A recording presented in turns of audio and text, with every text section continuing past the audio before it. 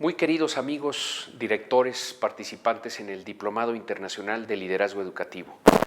Mi nombre es Claudio González, soy presidente de Mexicanos Primero, una de las organizadoras de este diplomado, junto con el Tecnológico de Monterrey y la Universidad de Cambridge. Nos da un gran gusto que se hayan involucrado en este programa. Considero que es uno de los mejores que se ofrecen hoy por hoy en México para tratar de acercarles herramientas nuevas de preparación que puedan ayudarles a ustedes a ayudar a su comunidad educativa a hacer todo lo que puede ser. Nos entusiasma mucho el poder trabajar con líderes educativos como ustedes. Les tenemos un gran aprecio, nos queremos dedicar ahora y siempre a gente como ustedes que sirve a México y bueno, pues me han pedido mis compañeros de DILE, de este diplomado, que platique con ustedes un poquito del panorama educativo en el país. Esa es la parte que a mí me toca y lo hago con mucho gusto. Me voy a ir a prisa para entregarles algunos de estos elementos. Son esencialmente contextuales para toda la preparación que ustedes van a recibir en las semanas venideras. Y bueno, pues les animo a hacer este diplomado con mucho ahínco, con mucha fuerza, para que sean mejores y puedan servir mejor, que yo sé que es lo que les anima. Bien, si platicamos de cómo está el panorama educativo nacional, desafortunadamente pues tenemos un panorama difícil, hay que decirlo. Hay que estar informados en relación a este panorama. Justamente al preparar a líderes como ustedes, lo que estamos buscando es que esto cambie, que esto se transforme. De eso va también la reforma al tercero constitucional y la legislación secundaria y los concursos y las evaluaciones y el Instituto Nacional de Evaluación Educativa y los cambios que se están haciendo en materia de gasto educativo. Tenemos que transformar a fondo nuestro sistema educativo y lo tenemos que hacer de alguna manera vinculados a los líderes educativos de ese sistema que son ustedes. Veamos cómo estamos entonces en cantidad y calidad educativa en nuestro país. Hablamos de generaciones heridas, porque de cada 100 niños que están entrando a la primaria, estamos dejando a muchos en el camino. 6 años después nos entran 80 en tiempo y forma a la secundaria. Ya perdimos a 20 al atraso o a la deserción. 3 años más tarde y 52 estarán entrando al bachillerato. Esa es una cifra que nos lastima mucho, porque ya estás hablando de que solo la mitad de la generación está llegando al bachillerato en tiempo y forma. Tienen 15 años. ¿Qué sucede con todos esos niños y jóvenes que se quedan en el camino, que no están estudiando a los 15 años? Todo joven de 15 años debe tener la oportunidad de estudiar. Todo joven de 18 años debe tener la oportunidad de estudiar. Todo joven de 21 años debe tener la oportunidad de estudiar. Bueno, eso no está sucediendo en México y nos lastima. 3 años después y sigue el despeñadero de la deserción escolar o del atraso escolar. Solo 21 nos van a iniciar la licenciatura en tiempo y forma. Tenemos que cambiar estos números, queridos amigos. El problema se manifiesta en un promedio de escolaridad nacional de 8.8 años, muy por atrás de países, por ejemplo, en Escandinavia, que están cerca de los 14 años, de nuestros socios comerciales de América del Norte, que nos llevan 4 a 4.5 años de escolaridad por habitante. Es muy difícil competir con el mundo cuando se tienen tantos años menos de escolaridad. Entonces tenemos que subir a estas cifras si queremos competir con estas naciones. Por lo menos, como ven, el promedio de la Organización para la Cooperación y Desarrollo Económico, 12 años de escolaridad. Es decir, la educación obligatoria completa, como lo marca la Constitución, pero no como lo se ve reflejado, digamos, en la realidad educativa nacional. El problema no nada más es de años, es también de días y de horas.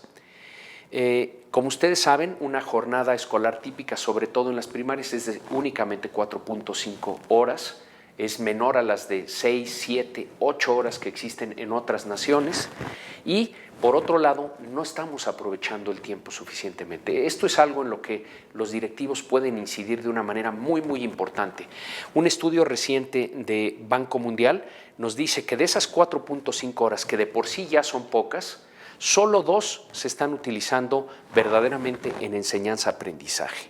1 hora y media en gestión de clase, 30 minutos de recreo y 24 minutos en tareas que son ajenas a la clase. Entonces, el gestionar que haya más tiempo para el aprovechamiento, para el aprendizaje en los salones de clase de cada uno de sus comunidades escolares es realmente algo fundamental. En ese rubro específicamente de cuántas horas están dedicadas a la enseñanza, tenemos inclusive en el contexto de Latinoamérica un atraso muy importante. Tenemos que hacer un mejor uso de las horas de clase y si las podemos extender, como es el caso en escuelas de tiempo completo o de jornada ampliada, es muy importante ir para allá porque nuestros niños requieren de más exposición a los conocimientos que pueden dar sus maestros y sus comunidades escolares. Bien, vayamos al tema de la calidad educativa. Este es el tema rey o reina de la educación. Si verdaderamente están aprendiendo nuestros niños y jóvenes. Los países asiáticos son los que llevan la delantera a nivel internacional, sin lugar a duda, encabezados por la provincia china de Shanghái, seguidos por Singapur, Hong Kong, Taiwán, Corea, Japón. Algunos países europeos que tienen resultados destacados.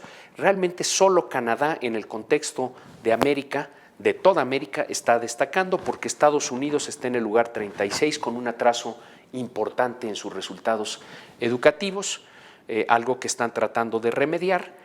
Y luego, el primero latinoamericano, queridos señores directores y señoras directoras y señoritas directoras, 51, Chile. Entonces, entre el lugar 51 y el 65 podemos encontrar a 8 naciones latinoamericanas, entre ellas México.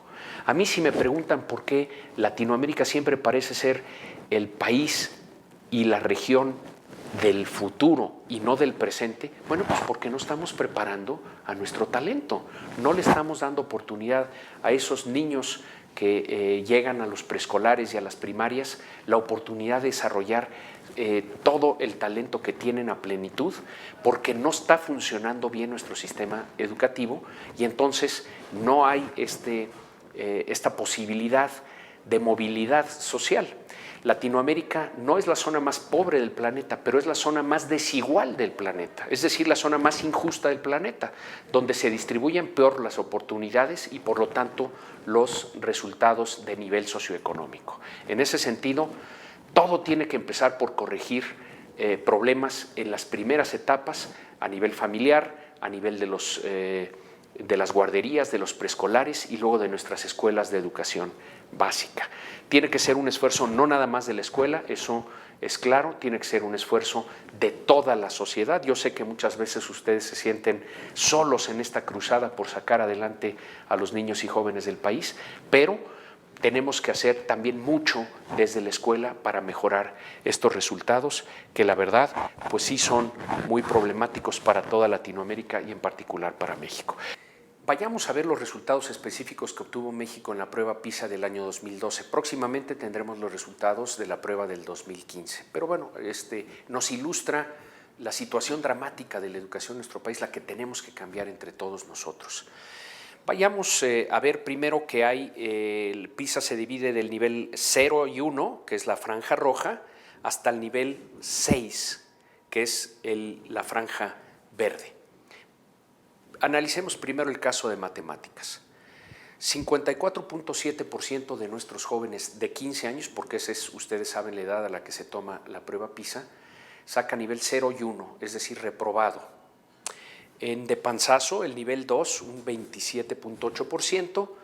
En el nivel, digamos, que equivaldría al 7 de calificación, un 13.1% de nuestros jóvenes, y solo el 4.3% se cuelan a los niveles de 8, 9 y 10 de calificación.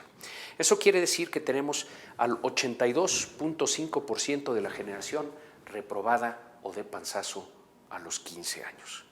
Eso es dramático. En ciencias es el 84% y en lectura el 75.6%. Esto quiere decir que entre 3/4 partes y 4/5 partes de cada generación, este es el promedio nacional, está reprobada o de panzazo. Eso no puede ser, queridos amigos. Eso nos habla de un sistema educativo que le está fallando a nuestros niños y jóvenes. nos habla también de familias y de sociedad que le estamos fallando a nuestros niños y jóvenes. Si nos comparamos con otras naciones, bueno, estamos un poco mejor que algunos países latinoamericanos, pero vean la distancia tan enorme que tenemos con algunos de los países que tienen mejores resultados educativos. Lo que es dramático es que nuestros niños, al nacer, tienen el mismo talento que los niños de China, de Singapur, de Corea, de Finlandia o de Canadá. El mismo talento, la misma posibilidad. 15 años después, vean la diferencia. Abismal, abismal.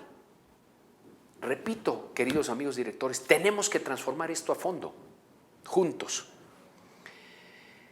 En excelencia, ¿estamos creando a los Mark Zuckerbergs, a los Steve Jobs del futuro de México? La respuesta es, en el momento, no. Estos son los resultados de excelencia en matemáticas para esa misma prueba PISA del año 2012. 55% de los jóvenes de Shanghái, 30% de los de Corea, 0.6% para los de México. La educación privada está un poco mejor que la pública, pero aún así vean, 68% en reprobado o de panzazo. 68%, 2/3 partes de la generación. No está bien. Y si lo comparamos a nivel internacional, lo que podemos ver, porque este es PISA por nivel socioeconómico, es decir, este verde es el 10% más rico de tu sociedad y este cafecito es el 10% más pobre. Fíjense cómo a los 15 años el 10% más pobre de Canadá está mejor preparado que el 10% más rico de México. Entonces, la verdad, en México no funciona la educación pública y no funciona la educación privada. Tenemos una élite poco preparada, ignorante y yo añadiría, y créanme, los conozco, yo tuve el privilegio de nacer en esa élite, no me enorgullece, simplemente ahí nací, pero es una situación también de mezquindad y de apartamiento del resto de México.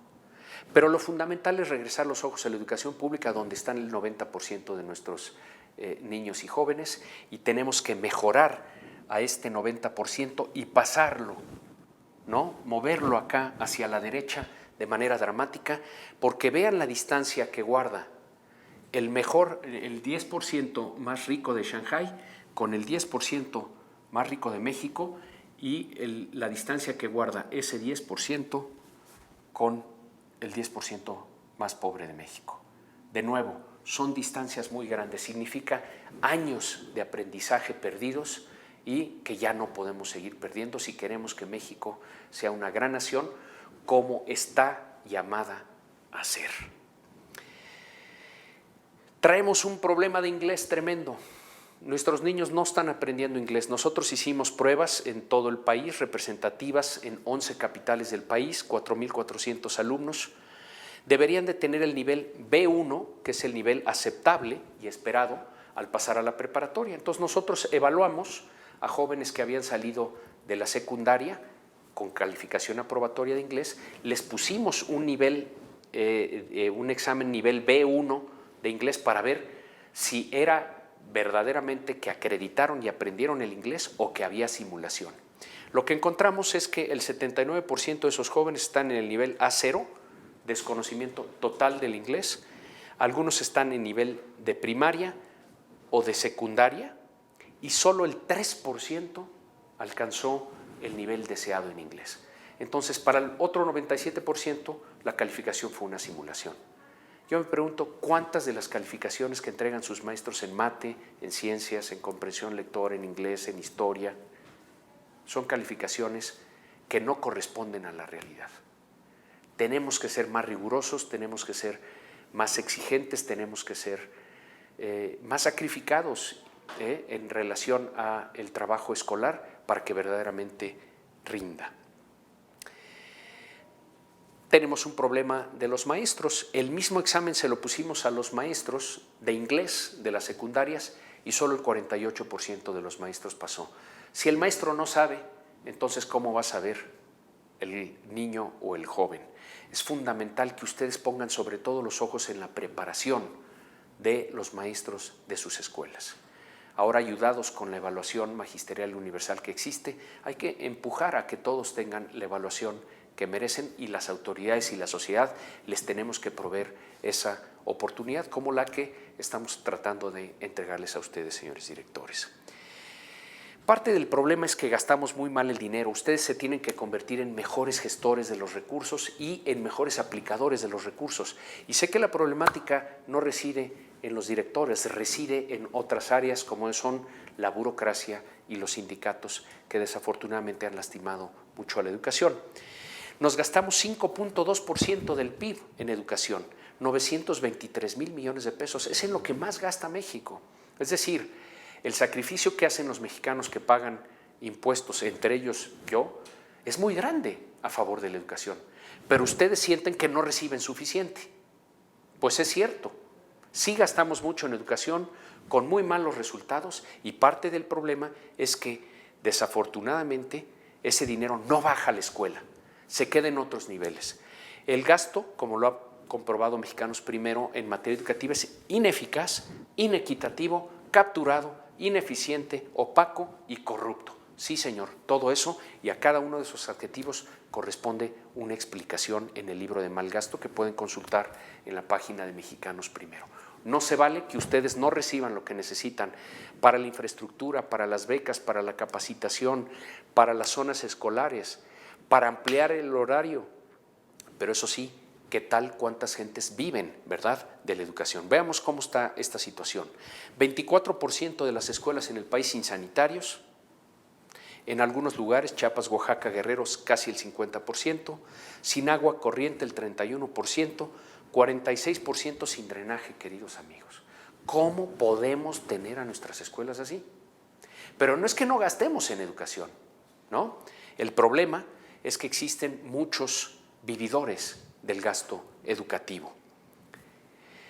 Tenemos que limpiar la nómina magisterial, no más comisionados, no más aviadores, no más recursos a cúpulas sindicales, los recursos a la escuela, para los directores, para que los directores en conjunto con la comunidad escolar decidan aplicarlos para todos los temas que pueden beneficiar a la comunidad escolar, en lugar de estar manteniendo movimientos sindicales que en ocasiones desvirtúan su función y lastiman a la educación.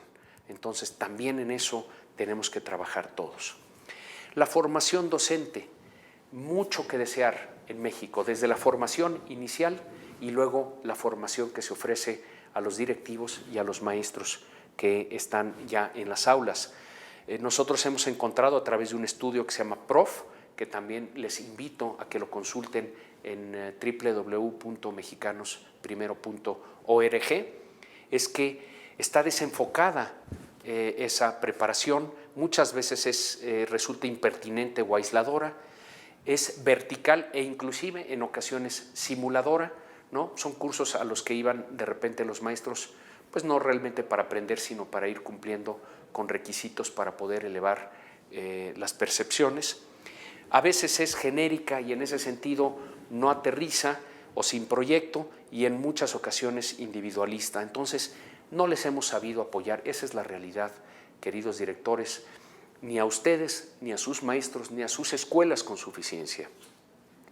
Y eso, todos los mexicanos que tenemos que asumir esa letargo, esa falta con ustedes, y nos tenemos que, como se dice coloquialmente, poner las pilas para servirles mejor, como estamos intentando a través de este diplomado. Pero hasta ahora la preparación que les hemos acercado ha sido insuficiente, no ha sido pertinente y no ha sido impactante. Tenemos también con que hay un porcentaje de maestros en México muy superior, digamos, al de otras naciones en cuanto a sentirse verdaderamente preparados en los contenidos y con las capacidades pedagógicas para enseñar. Tenemos que corregir esto. Espero que Dile ayude, pero tenemos que hacer mucho, mucho más de lo que ya estamos haciendo en la materia. También lo que se percibe con comparaciones de otras naciones es que México está bajo en lo que son oportunidades de aprendizaje de sus pares, entre directores, entre maestros. Entonces también tenemos que alentar esa labor de manera muy importante. Es lo que nos dice este estudio que dirigió el área de investigación de Mexicanos Primero y que pueden ustedes consultar en PROF, pero el tema es que la dirección con liderazgo de las escuelas y el magisterio de excelencia son la pieza toral para sacar adelante a la educación en nuestro país y no podemos fallarles a ustedes en esto. Tenemos que entregarles más recursos, mejor pertinencia y eficacia en lo que estamos haciendo a favor del magisterio en nuestro país. Todos tenemos que construir un sistema educativo que garantice el derecho a aprender de nuestros niños y jóvenes. Nosotros en Mexicanos Primero tenemos ese como el objetivo último, que nuestros niños aprendan y que su derecho a una cantidad educativa sea no solo suficiente, que sea de excelencia. Y sabemos, repito, que el elemento esencial para lograr que se dé ese aprendizaje en nuestros niños y jóvenes es el liderazgo de los directivos y la excelencia de los maestros. Tenemos que apostarle a tener la era de la excelencia de los directivos y los maestros en el país. Si conseguimos eso, conseguiremos niños y jóvenes que aprendan, ciudadanos más preparados y con todo ello un mejor país. En ese sentido nosotros pensamos que el director realmente es la clave de todas las claves y por eso nos hemos metido a este programa de Dile, porque ustedes son el agente transformador número 1 de la educación en el país. Han probado ya trayectoria, han probado liderazgo, han probado tener la capacidad de transformar y hay que transformar a la escuela del país poniendo, como decíamos antes también, el énfasis no nada más en el derecho de los niños, sino el derecho de los maestros a ser el mejor maestro que pueden ser, porque la cadena de transmisión es esta: líder como director, maestro de excelencia, entonces nuestros niños aprenden, entonces nuestro país mejora. Esto es absolutamente fundamental. Esa es la cadenita que queremos construir y en ese sentido nos tenemos que entregar plenamente a los directivos y a los maestros de nuestro país. Esa es la apuesta de México para el siglo XXI y para el XXII y para el XXIII, porque no hay, repito, ninguna profesión más importante que la de director de escuela o maestro de escuela. Eso es lo que va a transformar a nuestro país. Bien, pues aquí estas caritas preciosas de niños y jóvenes de México que quieren aprender, que están en sus manos, que están en nuestras manos. Espero, queridos señores directores, que esto a nivel del contexto que guarda la educación en el país les haya servido, que les impulse, algunos de ustedes quizá que les indigne cómo están las cosas en el país. Yo sé que ustedes lo saben, pero sobre todo que entre todos nos pongamos a trabajar en las soluciones como la del Diplomado Internacional de Liderazgo Educativo, para potenciar su liderazgo, para potenciar sus herramientas, para potenciar sus conocimientos, todo a favor de sus maestros, de sus niños, de su comunidad escolar. Si logramos esto en suficiencia a través de líderes de ustedes, cambiamos a México. Yo lo que pido es un ejército de líderes como ustedes. Con ese ejército de paz se puede cambiar a México. Ojalá que Dile les entregue nuevas herramientas para pertenecer más plenamente a ese ejército de paz que puede hacer la diferencia a favor de su comunidad educativa y a favor de nuestro país. Muchas gracias, mucho ahínco en su curso. Ojalá terminen la gran mayoría, si no es que todos ustedes, que vayan también por su certificado de Cambridge. Nosotros les entregamos esto con todo nuestro cariño, con todo nuestro aprecio, con toda nuestra admiración y con nuestros mejores deseos de que les ayude a ustedes, que les ayude, repito, a sus maestros, a sus niños, a sus estados y a nuestro querido México. Muchas gracias.